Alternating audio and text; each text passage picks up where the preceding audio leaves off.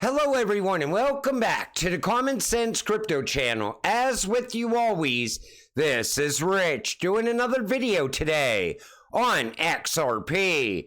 So I hope you're all having a wonderful day today wherever you are in this great world. We're going to talk about XRP. But before I get started, I didn't make videos yesterday. Those were pre-recorded the day before. So I want to thank you all in this video for your comments inside that video I did the other day where I was super pissed off.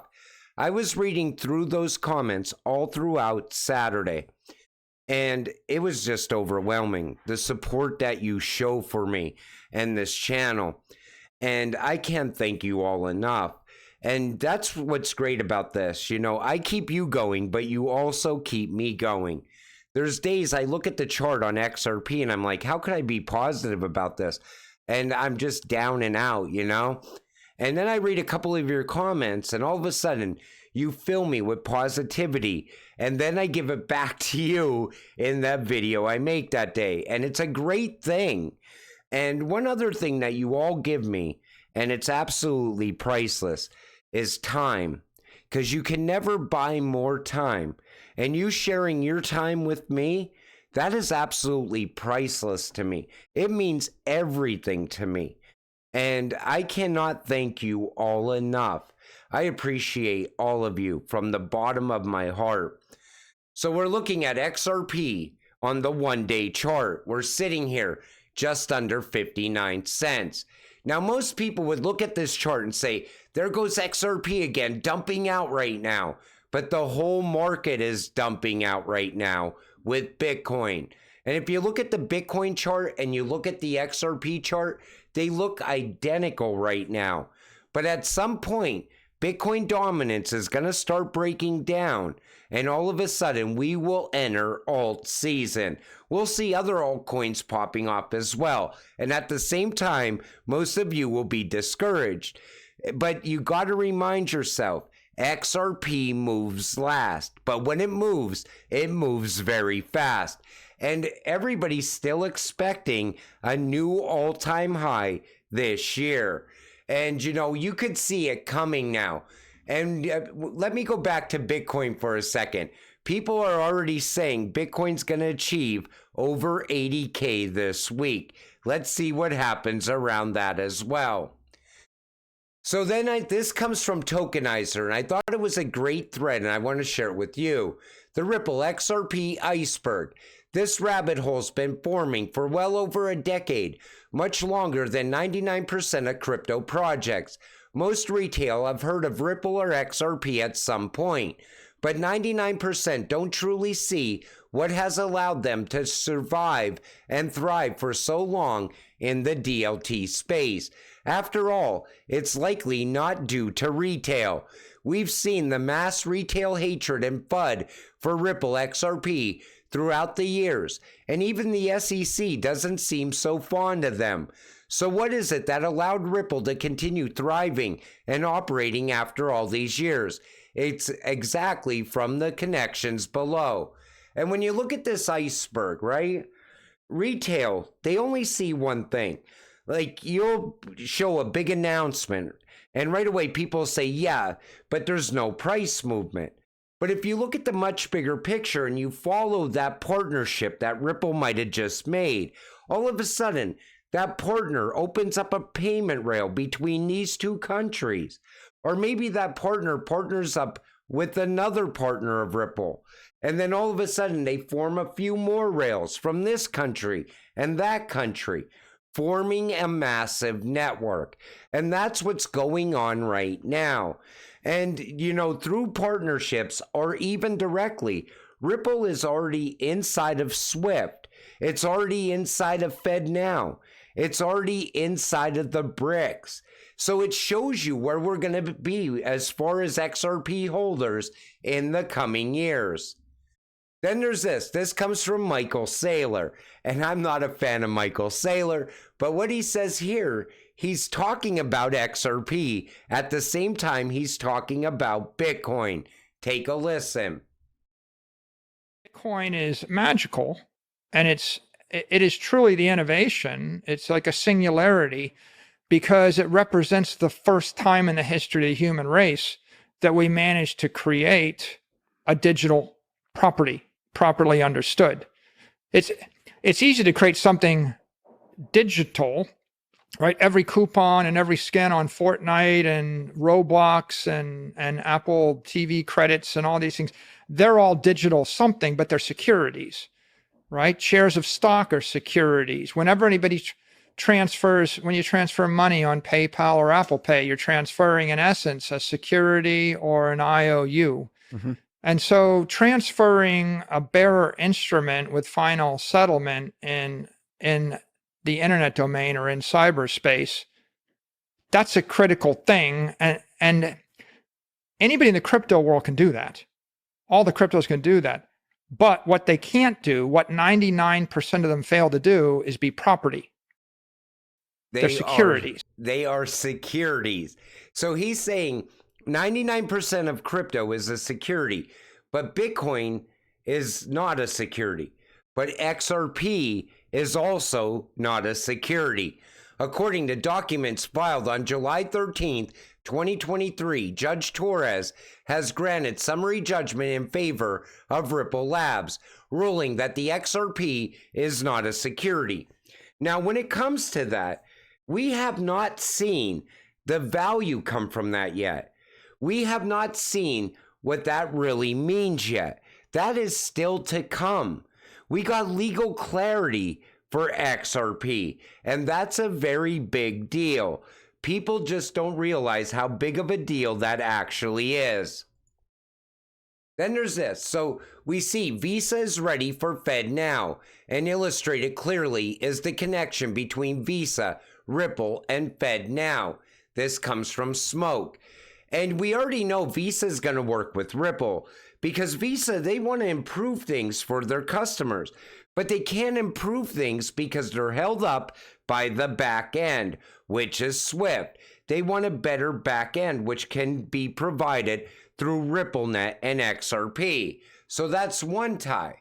But then there's this, Ripple's connections to FedNow. Just read and understand. Simple as that. An array of partnerships between Ripple and companies like Volante, Fidelity, Instant Payment Services, Euronet, Finastra, and Cross River have been chosen by the Federal Reserve to put this plan into action. And then even when they launched, you see right here, notably, among the banks enlisted for the July 1st launch are 3 Ripple-partnered banks, Finastra, Volante Technologies, and ACI Worldwide. So we already know Ripple is embedded inside of FedNow. Maybe not directly, but through partnerships. So RippleNet technology is already there. FedNow will not be allowed to fail. It will become an essential federal service providing institutions real-time payments. Even in a crisis scenario, it will be available. After all, this is no small matter when discussing trillions being transacted every day. So the Federal Reserve will not fail, not even in a crisis scenario. But yet people keep saying, don't worry, FedNow is eventually going to fail. Nobody's going to use it. They absolutely will use it. Real-time payments is something people want, especially if it's cheap, fast, and secure. And that's what the Fed is bringing to the table, and most likely doing it through RippleNet technology.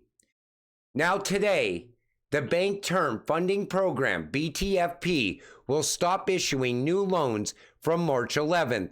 Even Fed Chairman Jerome Powell expects bank failures. So is this going to happen today or not? We're all about to find out throughout the day. I don't think it's going to happen instantly. I think it's going to happen over time.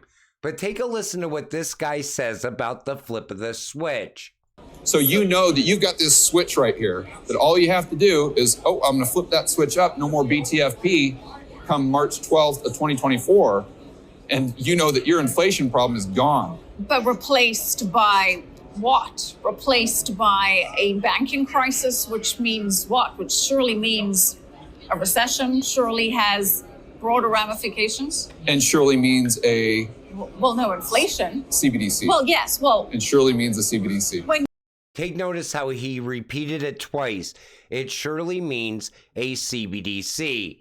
So as the Fed stops these loans and the banks start falling apart, their solution to fix it is going to be a CBDC, which will also fix the inflation problem, is what he's saying. And it could happen as quick as a flip of the switch moment. So we're going to have to wait and see what happens around that. U.S. debt surging $10 billion per day, $416 million per hour, $6.94 million per minute, $115,740 per second, U.S. Treasury Department says. So think about that, okay? We have a massive inflation problem. We have a massive debt problem. What's going to fix that? A CBDC. And that's why they're pushing in that direction right now. I think what happened here is Jerome Powell met behind closed doors with this administration, and they probably said, how can we speed things up before the election? Well, Powell probably said, let's stop bailing out the banks. Maybe this will lead to a bail-in situation. We don't even know what's going to happen with this yet. So we stop bailing out the banks and let the banks fall apart. Then we come up with this solution for a digital dollar, and then we could fix all the problems with that. And most likely, they're already thinking of utilizing RippleNet and XRP there, because we know Jerome Powell has hinted at Ripple so many times in the past. Is this the direction we're going in? Because this is partly my opinion, partly what you could see coming. But what's your thoughts? Put it in the comments section down below.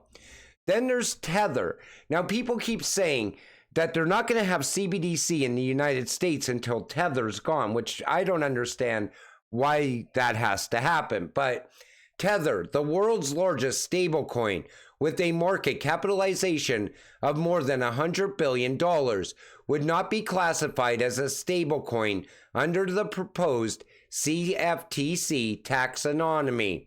Now, if the CFTC is already looking at taking down Tether, that could be a possible black swan that comes later. And then people argued that they have to get rid of Bitcoin first. Well, Janet Yellen has a solution to that. Remember, she said the only way to kill Bitcoin is to kill the internet. So is this all going to happen by design is what I'm asking. And, you know, because I see so many different opinions on this because most people are still speculating around this. And we know XRP doesn't need the internet. It can be used offline. So are we about to see a major transformation inside the United States, like a flip of the switch moment? That's what it comes down to, but we don't have to wait long to find out, because today is the day everything's supposed to start falling apart. But I'm not expecting that to happen. I think it's going to be gradual and over time. It's going to be a managed collapse of the system. And as each bank collapses, they probably have JP Morgan and the rest of the big banks already lined up to buy them up, consolidate those banks. That's what I see coming. But like I always tell you, we're XRP investors. No matter how this plays out, we end up getting rich in the end. And I would rather see them fix the current system. I want to see cash stick around into the future. However, I think when it comes time to sell off our XRP or take some profits, most people's not going to want to take that in US dollars. I already see people saying that they're going to cash out into gold. I see other people saying they're going to cash out into silver and ride the silver wave up. But, you know, everybody has to come up with their own plan. But until it all happens, stay patient, stay positive, and let's get rich together. With that said, I'm going to wrap up this video. I want to thank you all for watching. I appreciate all of you. I'll see you in the next one. Have a great night.